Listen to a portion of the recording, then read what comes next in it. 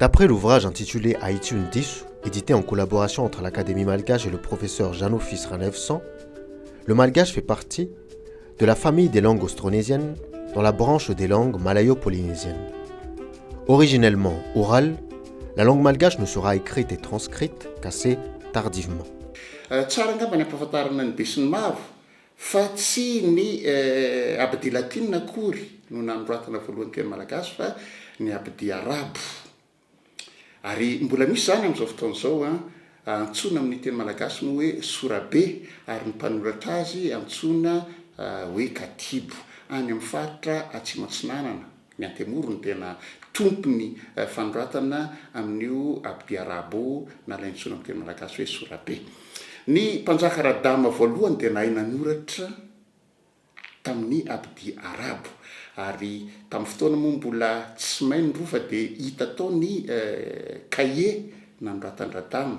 D'après Philippe Bojard, directeur émérite du CNRS, auteur notamment d'une thèse sur le sourabé en 1998, les premières traces de cette écriture arabico-malgache dateraient de la deuxième moitié du XVe siècle. Ainsi, pendant près de 4 siècles, le sourabé demeurera l'unique transcription de la langue malgache.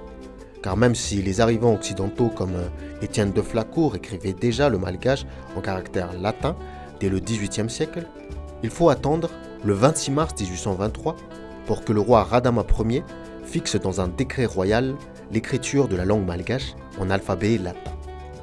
Cette décision a été nourrie par des visées politiques, notamment pour une reconnaissance de Madagascar de par le monde et pour la ressource éducative que représentent les langues occidentales. De l'autre côté, les missionnaires vinrent répandre la religion chrétienne et traduire la Bible. Mais cette décision est avant tout pratique. Rehefa tonga ireo missionnaire avy any Pays de Galles tany any Grande-Bretagne zany dia netretra anokatra sekoly teto ampelezana ny fivavahana kristianina raha teo moa dia netretra ireo anoratra ny teny malagasy amin'ny abdi latine. Ary na radama koa aza atao voasarika tamin'izay satria na izy azy natsapa hoe sarotsarotra kokoa ny manoratra amin'ny abdi arabo. Lorsque la première Bible chrétienne en malgache est parue en 1835, le malgache n'était pas encore écrit sous sa forme actuelle.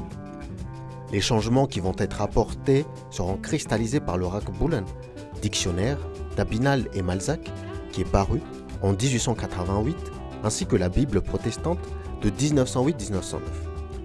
Le professeur Janofis Ranevsan relève parmi ces changements les suivants.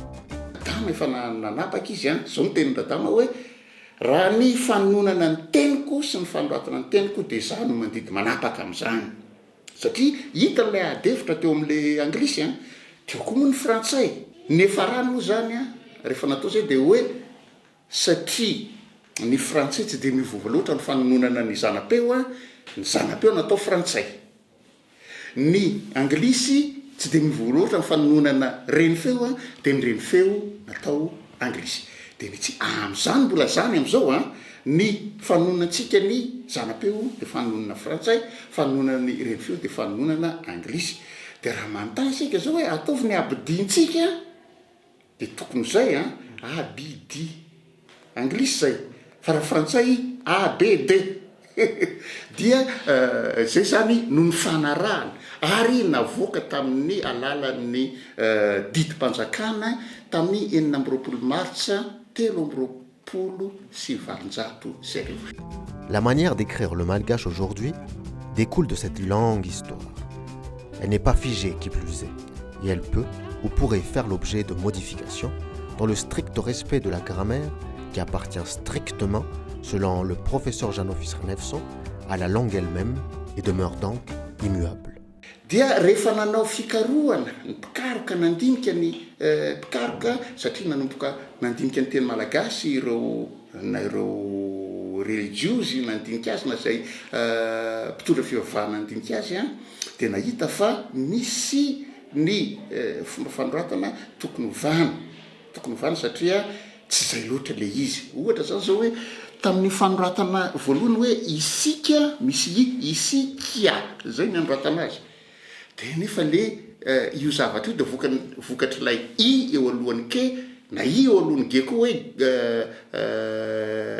miteraka an'izay a dia fa tsy feo manokana ilay i akory de tamin'ny voalohany a hatramin'ny ataoko hoe nivoahan'ny boky anankiray rakibolina anankiray malaza ny Abinal sy Malzaka tamin'ny 1930 de ohatrohatra ny mbola tahak'izay ny fanoratana an'ilay teny malagasy hoe isika laingia misy i eo aorinany ge isika misy i aorinany ke de tahak'izay koa ny nanoratana an'ilay boky malaza hoe tantarany andriny mbola tahak'izay ny baiboly taloha zany sy ny tantarany andriny de tahak'izay ny fanoratana azy dia niovy io nanomboka tamin'ny ataoko hoe zay ny daty fantatra 1920 sy 1930